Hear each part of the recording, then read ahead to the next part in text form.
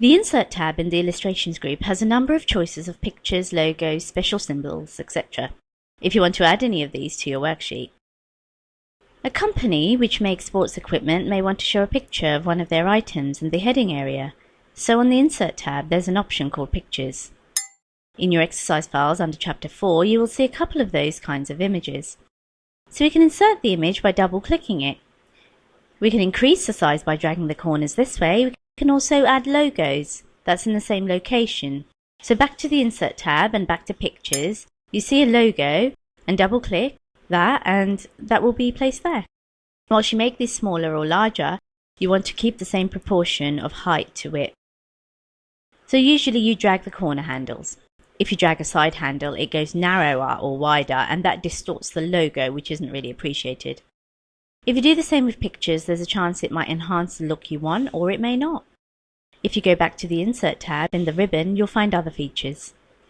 There's a choice here called Shapes. If you click the drop arrow, you'll see quite a few choices.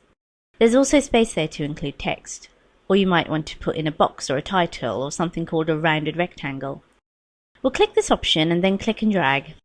Maybe we want this to be the title. Could be that it's the sales report or sales profits for 2013. So we can just start typing sales profits report. If we click the border of this feature, we can then go to the Home tab and use a larger font. That way we can slide over the choices. We can center, top, bottom, left, right, and use other features too. That's one of a whole variety of shapes. If you're using some of the shapes on the Insert tab, you'll see you can click and drag a shape, maybe a circle, and make this as large or as tall as you want, or change the color, etc. If you want any of these shapes to be a perfect shape, then hold down the Shift key as you draw it. An oval will become a perfect circle if you're holding down the Shift key. When you're finished and it's the size you want, make sure you let go of the mouse first. To draw a perfect square, you'll select the rectangle and use the Shift key.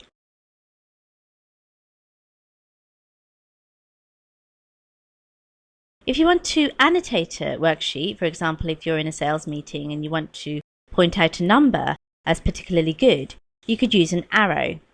You can click and drag this or reverse the arrow and grab the other end and point it to the June figure. You may want to add a box and return to the Insert tab and look at some of the options and shapes.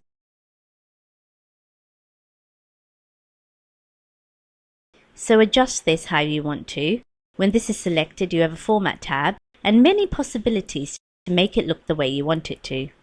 You can use all the Excel tips and tricks you've learnt. Some other built-in features here are Smart Art Graphics. When you click this option, you're given about 200 different choices. It's up to you to decide whether any of these options can be used in what you're trying to show in your worksheet. Just as an example, you may look at an organization chart. Click OK. Click in the box and type CEO. Then click in this box and type General Counsel, and boxes can be added to the right or below. If we right-click in the box, some choices will come up. A shape can be added after this. So there's many different choices for adding pictures, using shapes, and using some of the built-in Smart Art graphics.